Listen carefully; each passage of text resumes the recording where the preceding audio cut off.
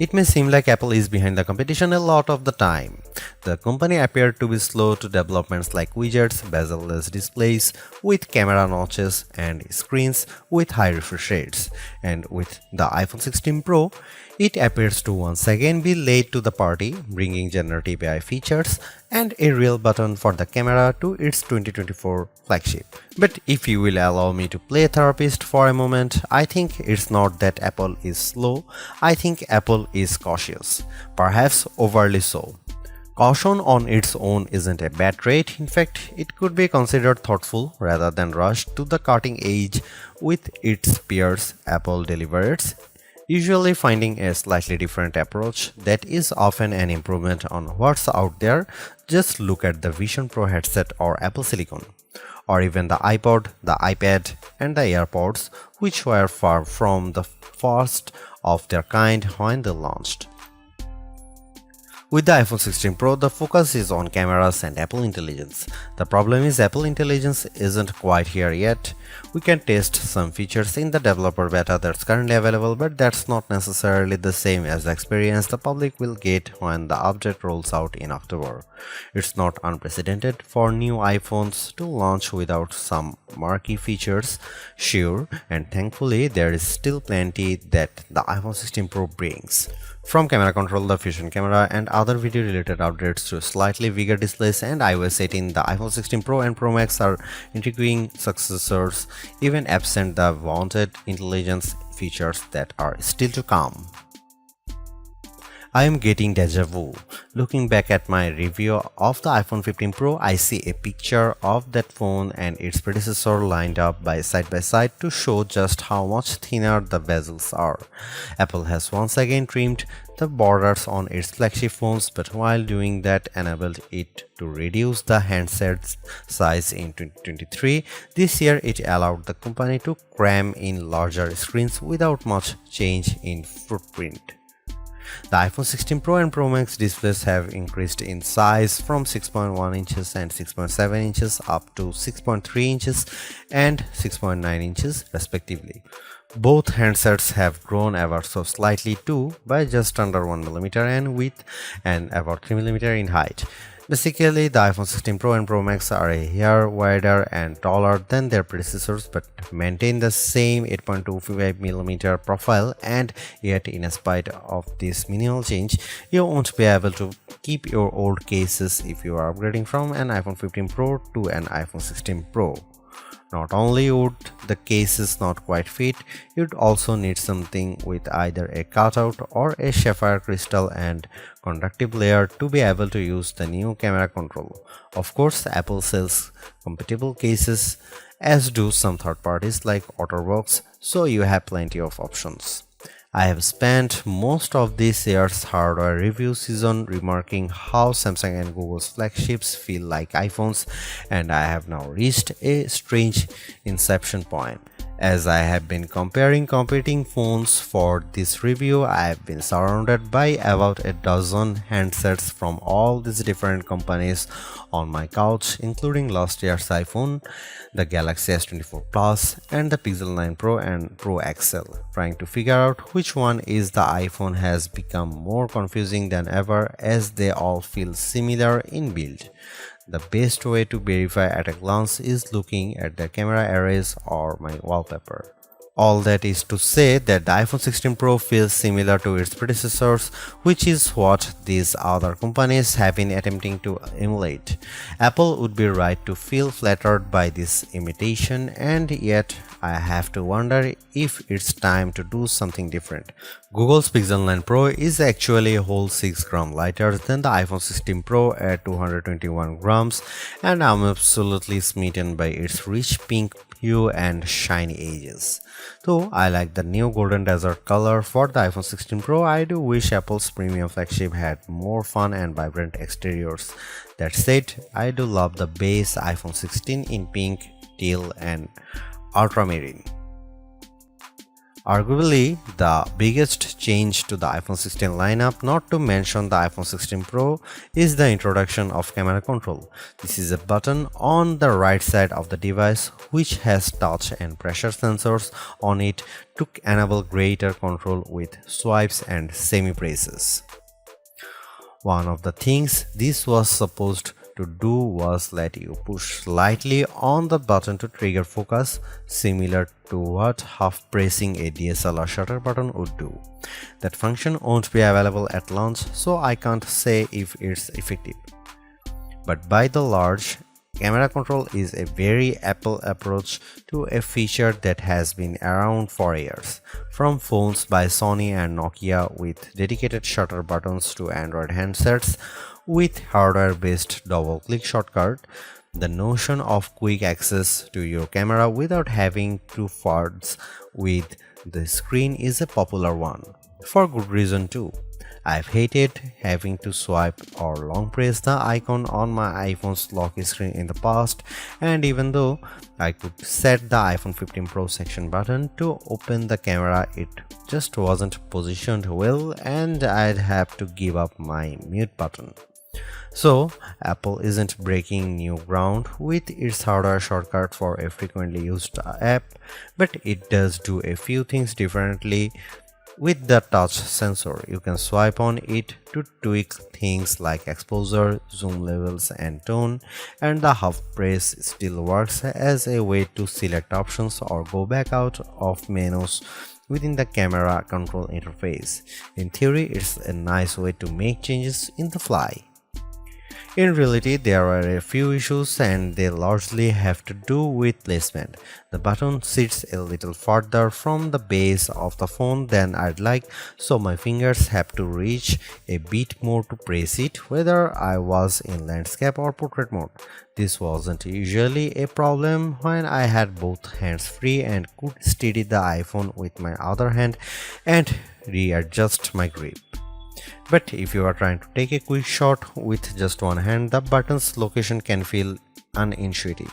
Of course, everyone has different finger lengths and ratios, so it's entirely possible that other people find this logical.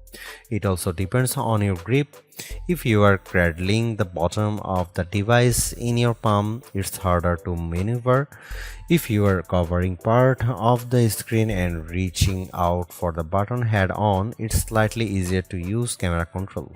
Still, even for those with the strongest claws, swiping and half pressing and double half pressing on the sensor is tricky. I was only ever really able to do that if I had my thumb holding up on the bottom edge and my middle ring and little fingers steadying the right end of the phone. Maybe this is a new camera grip I just need to relearn for this button.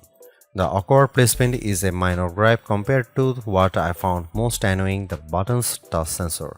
Not only was it difficult to swipe through different settings when holding the device with one hand, it also reacts to accidental touches and swipes. Sometimes the phone would slide down my palm and change the exposure or zoom level, completely ruining the vibe. I should point out that you can go into accessibility settings to either tweak or swipe sensitivity or turn it off altogether if it really bothers you. Honestly, if you are planning on making adjustments with camera control, it's best to have time, patience, and both hands free. In those situations, I had a lot of fun editing settings and watching them be reflected in the viewfinder in real time. I also liked zooming in and out of subjects, decomposing a shot and tweaking exposure till I liked what I saw before then pushing down to snap the picture. I especially loved this while recording video since it makes slowly zooming in or out of a subject smoother than using the on-screen slider. Even if you are not a glutton for buttons, there are still some camera updates that might intrigue you. This year's flagships sport what Apple calls a 48-megapixel fusion camera, which has a faster quad-pixel sensor. This enables what the company describes as zero shutter lag, which is wording it has used repeatedly over the years. In this case, it's referring to how quickly the camera will capture a shot after you press the shutter button. I will admit I was initially confused by this update in part because it requires relearning some behaviors I had adopted to mitigate the shortfalls of older cameras. Basically, the iPhone 16 Pro's cameras are now so fast that when I asked someone to throw something so I could capture it in motion to see how still the images were, my shots ended up being of the person holding the object. Our video producer and I were very confused, and it wasn't until the zero shutter lag concept was explained clearer to me that I got it. I had become used to pressing the shutter early since cameras, in my experience, would be fractions of a second slow. Apple has become so fast that it actually captured the literal moment I tapped the button instead of the split second after when the object was in mid-air.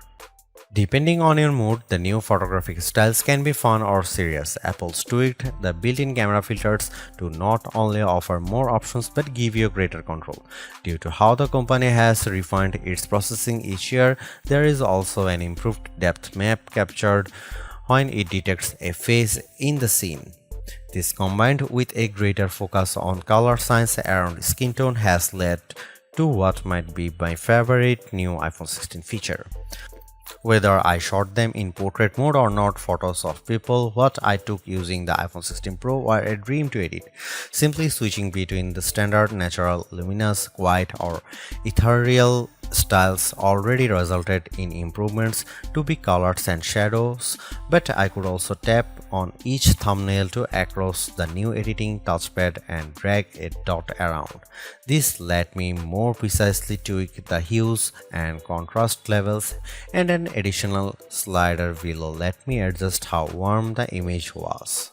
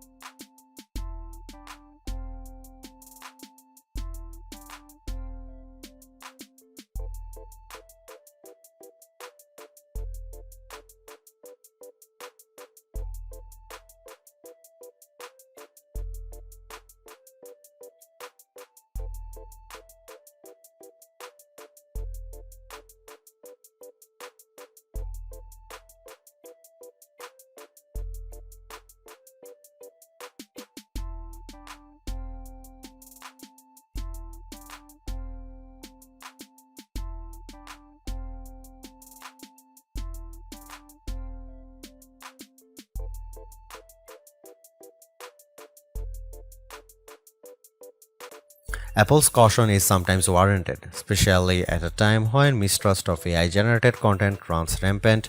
The company taking its time to get Apple Intelligence right is understandable, but its deliberation doesn't always lead to winners. While I appreciate the attempt to differentiate camera control with the touch sensor for more versatility, I am not yet convinced on its usefulness. The good news is, and I cannot stress this enough, you have the option to tune it to your liking, and that's the theme I'm seeing in recent Apple features that hint at more thoughtfulness than usual. If you don't like something, or if something isn't right for your needs, you can adjust or disable it. In iOS 18, you have greater control over your home screen's app layout and can pin custom collections for easier reach. In the Photos app, the action button introduced last year could have been a spectacular fail had Apple not let you still keep it as a mute switch, but it managed to give people more functionality while maintaining the status quo for those who are just as resistant to change. Change is scary, change is hard, but without change there is no progress. Apple's cautious approach is a tricky balancing act that's evident on the iPhone 16 Pro. Some new features like audio mix and custom routes in maps delivers mixed results, otherwise like photography styles are hits. Then there are the basic ingredients like good battery life and durable, attractive designs that Apple cannot neglect. The iPhone 16 Pro's subpar battery life holds it back from beating the competition, which is stiffer than ever this year, especially from Google. Luckily for Apple, most people who have iPhones are going to stick with iPhones. It's just easier. For those already sucked into the ecosystem, the iPhone 16 Pro are worth the upgrade from a model that's at least 2 years old. If you already have an iPhone 15 Pro, for the sake of our planet and your wallet, you might prefer to hold off on upgrading, especially since this year's devices aren't that much different.